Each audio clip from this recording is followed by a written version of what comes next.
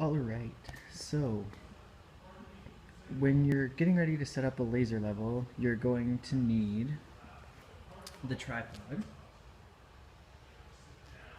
the laser level, a sensor, the measurement rod, and a data recording sheet. So the first thing you're going to want to do is ensure there's batteries in the laser level. To do this, you need to unscrew this little bolt that's on the bottom, and you can pull this piece out.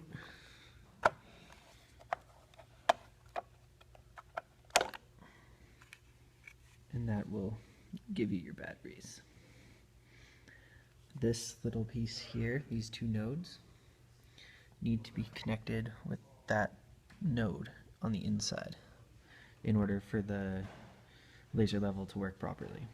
Once you've made sure there are batteries in the laser level, you're going to want to set your tripod up in a fairly level location, and then you put the laser level on top of the tripod, and in the bottom here there's a screw that you need to screw into that hole that you could see in the bottom of the laser level to hold it in position. Once you've attached the laser level to the tripod, you're going to push the top button. When the light is flashing yellow, the laser is trying to level itself. Give it a minute and eventually the laser should start spinning. Once you have your laser level set up, your next step is to find a benchmark. A benchmark is a place that is going to be on your work site that's not going to move during the construction process. So in this case, I'm using this little cement block as my benchmark. To turn the sensor on, you will push this button. To adjust your sound levels is this top button, and this middle button adjusts your sensitivity of the sensor. When the sensor is trying to take a reading, if it is set too low, it will be beeping slowly, and if it's set too high, it will be beeping fairly fast. When you hit the flat line, it will be a constant flatline sound. I just had the sound turned off during this video because there's another group working just down the hall from me. The next step is to place the measuring rod with the sensor attached on top of your benchmark. As you can see on the sensor, it's currently reading that the sensor is too low, as shown by the arrow on the sensor. If we move the sensor up too far, the arrow will be pointing down and it will be in the top half of that screen.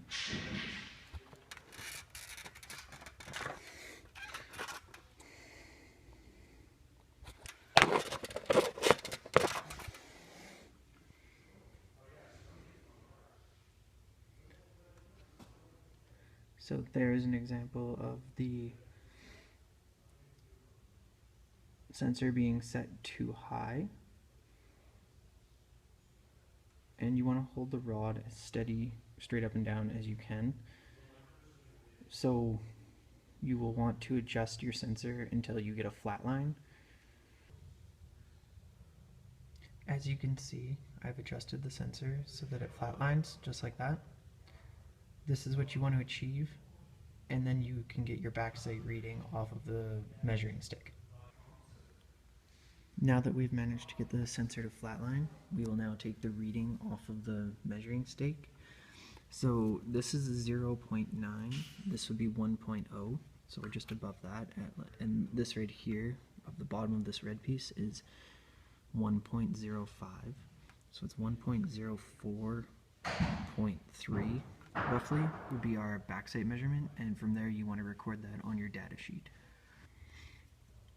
As you can see, I recorded the backside, which is the reading off of our measuring stake right here.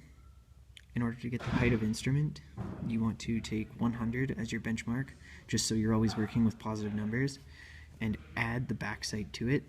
So our height of instrument will be 101.043 meters.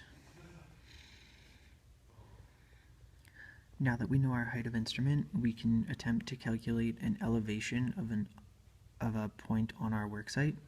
And to do this, you will do the same process as before, but with the location you're trying to find the elevation of, which we will do right now. So now we are trying to find the elevation of this point on our worksite. And again, you're going to adjust your sensor on your rod until you get a flat line reading. And then that will give you your IFS which will help you calculate your elevations. So our IFS reading for our calculation we were just doing is 1.262.